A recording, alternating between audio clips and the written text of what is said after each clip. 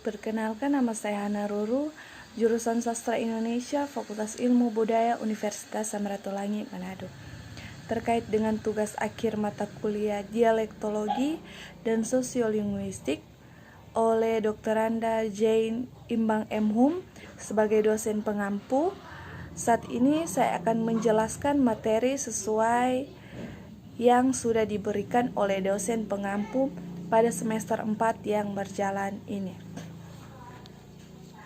Baik, sebelum kita masuk dalam materi, sebaiknya kita harus mengetahui terlebih dahulu apa itu dialektologi.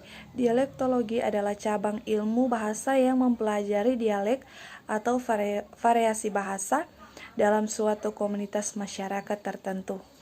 Sekarang kita masuk dalam materi yang berjudul Penutur Dialek dan Bahasa Beberapa Tolak Ukur. Sampai saat ini belum ada ukuran yang pasti yang dapat digunakan untuk membedakan antar dialek dan bahasa. Namun, ada beberapa tolak ukur yang dapat digunakan untuk menetapkan bahasa antar dialek dan bahasa. Tolak ukur yang dapat digunakan di antara lain yaitu yang pertama, tolak ukur saling memahami. Yang kedua, bahasa adalah tuturan yang digunakan di daerah yang mempunyai angkatan bersenjata. Ketiga, sikap penutur. Keempat, faktor geografis. Kelima, faktor politis. Keenam, faktor historis. Ketujuh, budaya. Dan kedelapan, otonomi. Baik, saling memahami antar penutur dapat digunakan sebagai salah satu tolak ukur untuk membedakan antara bahasa dan dialek. Dalam menerapkan tolak ukur saling memahami dapat juga kesulitan. Sebagai contoh, bahasa Norwegia, Swedia, dan Denmark masing-masing adalah bahasa yang mandiri atau merupakan bahasa yang berbeda. Begitu juga halnya dengan bahasa Indonesia, bahasa Malaysia, dan bahasa Brunei. Masing-masing dianggap sebagai bahasa yang berbeda. Masing-masing dianggap bahasa itu memiliki bahasa baku. Dan kalau terjadi perubahan itu selalu dipengaruhi oleh bahasa baku masing-masing. Bahasa tersebut juga dipengaruhi oleh bahasa informal dan bahasa daerah. Yang kedua, bahasa adalah tuturan yang digunakan di daerah yang mempunyai angkatan bersenjata. Ada pendapat yang mengatakan bahwa bahasa adalah tuturan yang digunakan di daerah yang mempunyai angkatan bersenjata. Contohnya bahasa Indonesia, bahasa Malaysia, bahasa Jerman, dan bahasa Belanda. Akan tetapi, itu tidak dapat diterima sepenuhnya sebab untuk bahasa daerah hal itu tidak berlaku. Contohnya bahasa Minangkabau dan bahasa Mentawai di Sumatera Barat, bahasa Nias di Sumatera Utara, bahasa Goya di Aceh tidak mempunyai angkatan bersenjata, tetapi bahasa-bahasa tersebut menjadi masing-masing merupakan bahasa tersendiri. Yang ketiga, sikap penutur. Pada umumnya, penutur menamakan suatu bahasa atau dialek berdasarkan atas nama daerah tempat tuturan itu digunakan dan sama sekali tidak berdasarkan pada bukti-bukti linguistik.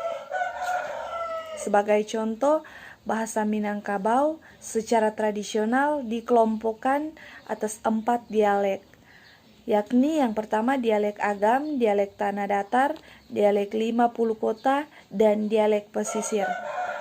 Di samping itu, masih banyak nama-nama dialek yang disebut seperti dialek Pariman, Padang Kota, Padang Luar Kota, Painan, Topar di Pesisir, dialek Suliki, Tungkar, Payung Kubu di 50 Kota, dialek Maninjau, Lubuk Basung, Matur, Kurai, Kamang, Basou, Banu Hampu di Agam, dialek Parurayung, Roa, Turawan, Sijangkek, Gurun di Tanah Datar, dialek Muara, Lubuh, Sahlunto, dan Sijunjung, tetapi tidak diketahui secara pasti apa saja ciri-cirinya dan di mana batas-batasnya.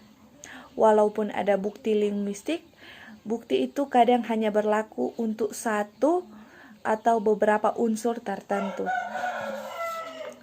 Terus ada faktor geografis. Faktor geografis ini dapat digunakan sebagai salah satu dasar untuk menentukan bahasa atau dialek. Semakin dekat letak suatu daerah dengan daerah lain, maka semakin sedikit pula perbedaan yang terdapat di dalam bahasanya, dan semakin jauh letak suatu daerah dengan daerahnya, maka semakin banyak pula perbedaan-perbedaan yang dimiliki oleh bahasa tersebut.